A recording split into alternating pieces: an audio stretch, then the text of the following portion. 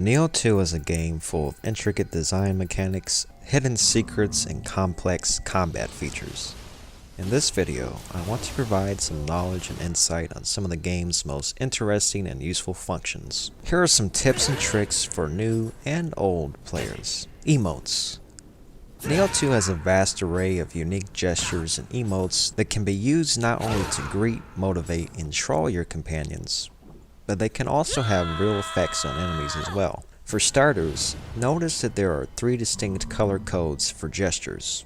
This is part of the secret mechanic that allows you to gain favor with certain enemies, namely the Nioh, which is the camouflaged wall monster that guards hidden pathways, usually leading to hot springs and other valuable and cool areas, and the copycat Mujina that randomly pops out of chests at you. Both of these enemies act as hostiles, but it is possible to avoid fighting them and instead get them on to your side.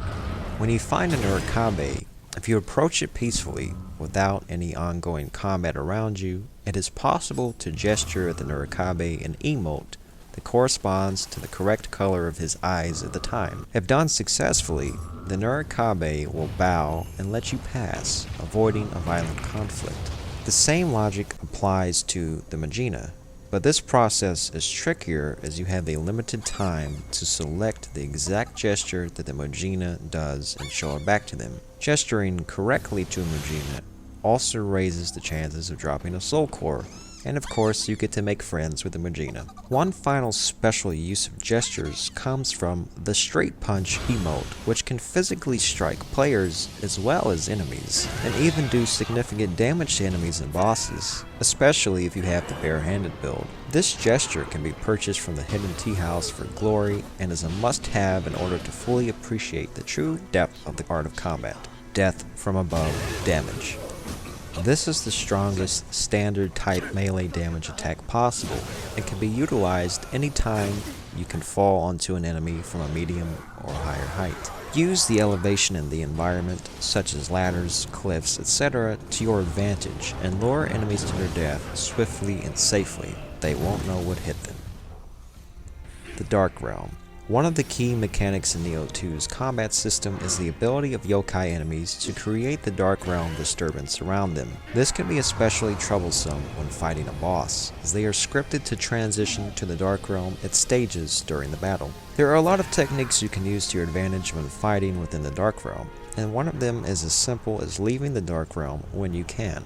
If you see the Dark Realm within the main exploration areas of a mission, you want to lure the enemies out of the Dark Realm to remove any status buffs that they would normally have, and also to return your key recovery rate to normal. If you lure them out too far, the boss of the realm will teleport back in, but you can use this to micromanage the enemies better around the area and make your work easier. As for bosses, there is no escaping their Dark Realm, so the best thing to do is avoid entering it as long as possible. In order to do this, let's talk about what I call the damage intervals. Each boss has a threshold for the amount of damage or key damage you deal before it will transition into the first phase of the Dark Realm, which is normally around half health or whenever you break their key in order to stagger them, whichever comes first. One way to prevent a boss's key from breaking is to avoid the burst counters and simply focus on damage to their health, giving you more time to lower their health without them transitioning to the Dark Realm. This can help you get the fight over quicker because you have less of a liability during the duration of the Dark Realm, and you can possibly get the fight over in just 3 phases. Shibata Katsui is a great example of this technique, as his Dark Realm phase is one of the most aggressive in the entire game, and it is difficult to do reliable damage during this phase. Human enemies share many of the same principles as you do, such as relatively low key levels, and they can be staggered the same way you can and can be cycled in a pattern to cheese. Enemies are very aggressive in Nioh 2, and while it seems counterintuitive, you'll want to stay as close as possible to most bosses and enemies, dodging to the left or right depending on the attack pattern, and hitting from behind to do max damage to their weak point, which also applies to you as well. Don't let them hit you in the back.